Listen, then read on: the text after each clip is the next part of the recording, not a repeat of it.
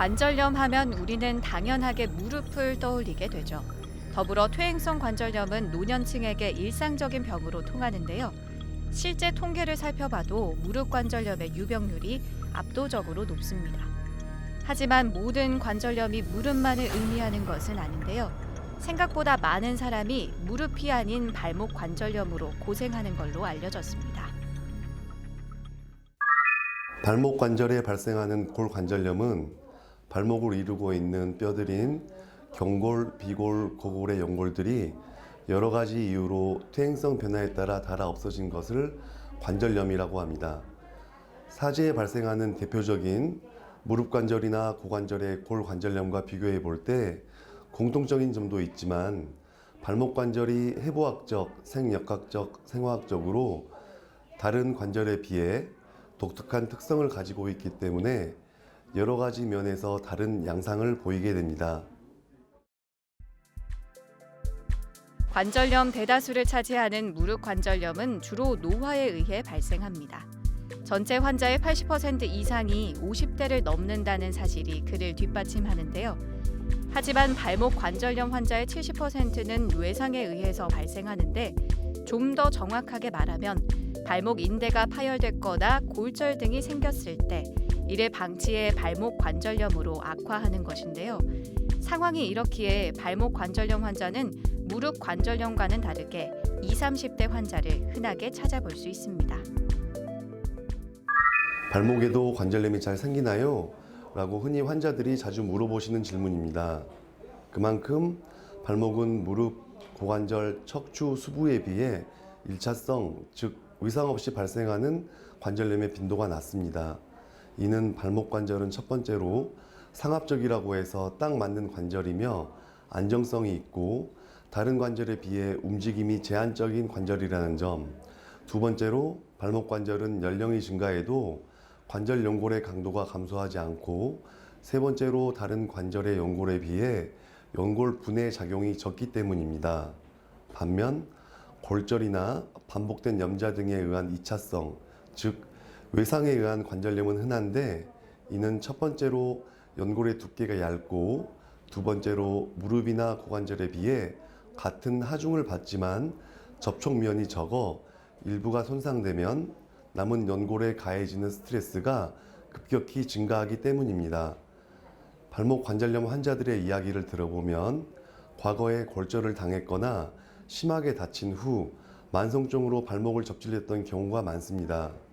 문헌상 발목 골절 이후에 14에서 70%까지 관절염이 발생하는 것으로 보고되어서 손상에는 매우 취약한 편입니다. 진료실에서 발목 관절염 환자를 진찰하다 보면 적어도 4, 5번 발목 접질림을 겪었던 경험을 확인할 수 있다고 말합니다.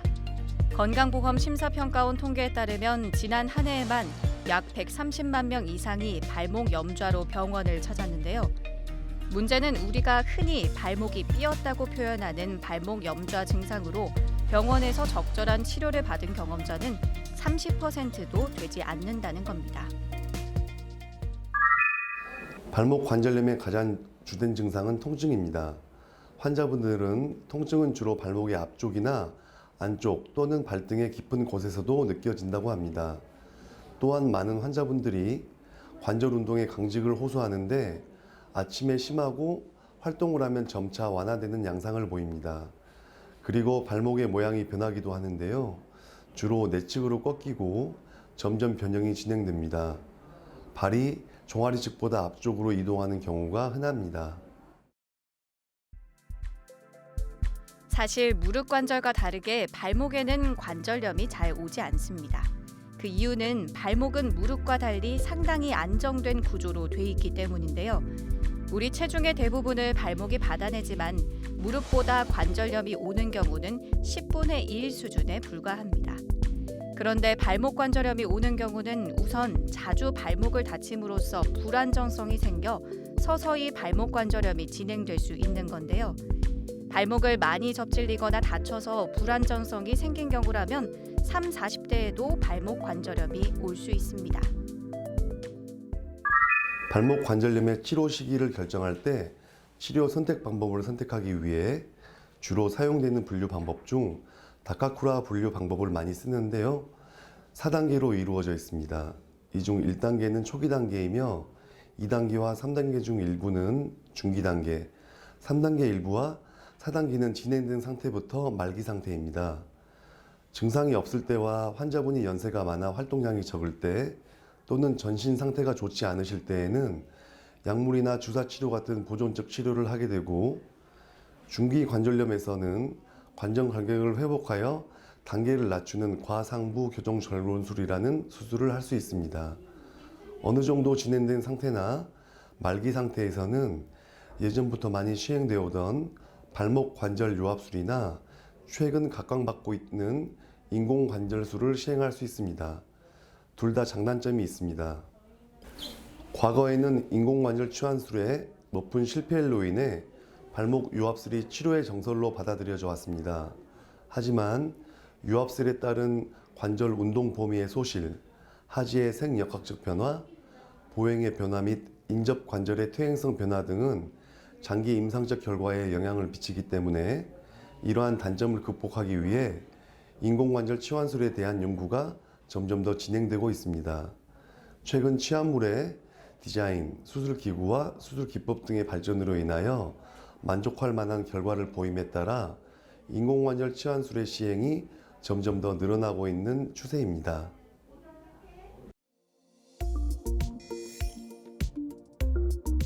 발목 관절염을 진단하기 위해선 체중을 실은 상태에서 촬영한 엑스레이를 기본으로 발목의 전 후방, 측면, 격자 사진을 촬영합니다. 관절염이 진행된 발목 관절이라도 체중 부하를 하지 않은 상태에서는 정상 관절로 보일 수 있는데요. 또한 뒷발목 정렬을 확인해 안쪽 또는 바깥쪽 변형의 유무를 확인하는 것도 중요합니다. 뼈가 자라는 골극이 있는 초기 관절염을 확인하기 위해 컴퓨터 단층 촬영이 필요한 경우도 있고, 연골 및 연골 하골, 연부 조직의 이상을 파악하기 위해 자가 공명 영상 등으로 진단 및 치료 계획을 세울 수 있습니다. 예전에는 발목의 인공관절술이 유합술에 비해 결과가 좋지 않다고 하여 유합술을 선호하는 추세였습니다. 하지만 인공관절의 디자인과 기계의 발달, 또 수술 술기의 발달로 인해 최근 연구들을 보면 두 수술 간에 어떤 수술이 더 좋다라고 결론 지을 수 없다 하는 결과들이 많이 보고되고 있습니다. 두 수술 모두 환자의 통증과 활동성, 만족도를 높입니다. 하지만 인공관절을 시행한 경우가 발목 고정을 한 것보다는 정상과 가까운 걸음걸이를 하게 됩니다. 평지를 걷는 곳과는 관계가 없지만 노면이 불안정하거나 계단을 오르내릴 때 인공관절을 한 경우가 기능적인 만족도가 높은 편입니다. 하지만 인공관절의 단점으로 이것도 하나의 관절이기 때문에 다른 인공관절처럼 추가적으로 수술이 필요한 경우가 있을 수 있다는 점입니다. 보통 발목에 관절염이 발생했을 경우 이전에는 관절 유합술을 시행해서 발목을 굳히는 수술을 진행했는데요. 최근에는 무릎과 마찬가지로 발목에도 인공관절을 넣어서 관절의 움직임을 보장하고 걸을 때 발목이 움직이게 함으로써 생활하는 데 불편감을 최소화할 수 있게 됐습니다. 발목 인공관절 수술 후 4에서 6주 정도의 기간을 거치면 일상생활에 제한이 없이 거동이 가능한데요. 수술 후 일정 기간 동안 많이 움직이거나 무거운 물건을 드는 등의 무리하지 않는 것이 중요합니다. 또한 수술 후 수술 부위에 상처가 나지 않도록 주의해야 하고, 열감이 느껴질 경우에는 다리를 올리고 냉찜질을 하는 것이 도움이 됩니다. 또한 발목 주변에 근력을 강화하는 재활 운동 및 체중 관리도 중요하다고 할 수 있겠습니다. 아울러 수술 후에 병원에서 정기적으로 인공관절의 상태를 추시하게 되는데, 이때 자신에게 생기는 증상과 사진에 대한 변화가 있는지를 주치의와 잘 상담하는 것이 중요하겠습니다. 발목 인공관절 수술 이후 3개월, 6개월 매년 주기적으로 경과 관찰을 통해서 관절 상태를 확인해야 합니다. 그러나 환자에 따라 어느 정도 기간이 지나면 관절이 안정화돼서 병원을 방문하지 않는 경우가 있는데요. 언제 발생할지 모르는 합병증을 예방하고 치료하기 위해선 주기적인 진찰과 검사를 진행해야 합니다.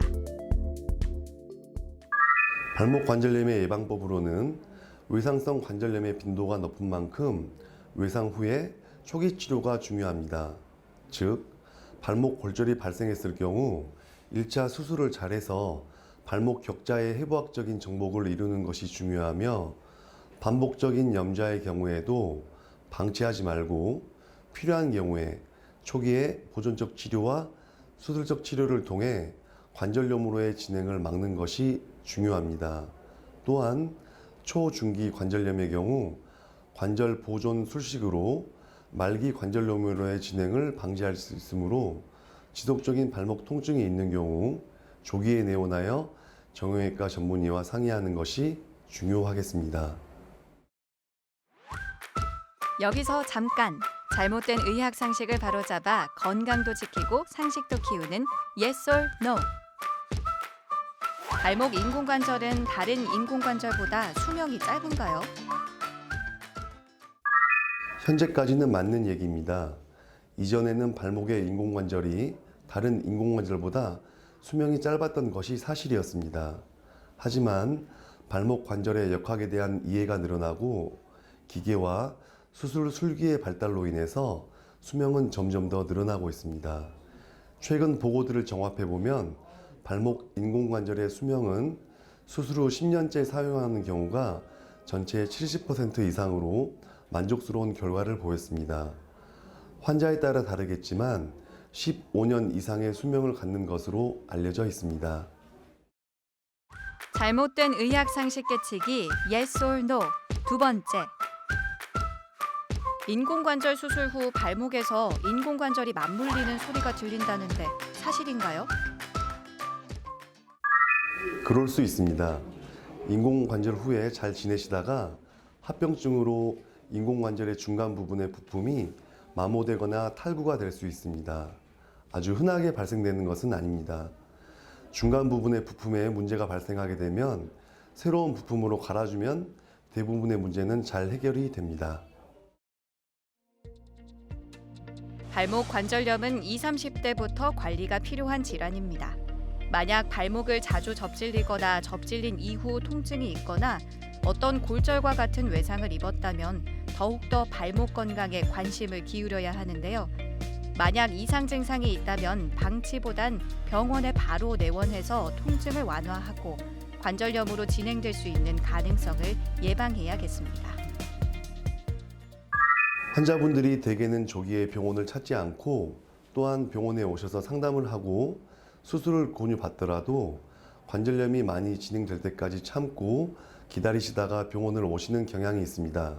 그러면 수술적인 치료를 하시더라도 회복 시간이 더 오래 걸리고 결과도 그 전보다 더 좋을 수가 없기 때문에 발목의 변형과 통증을 느꼈을 때는 조기에 병원을 방문하신 후에 지속적인 상담을 통해 병을 관리하는 것이 중요하겠습니다.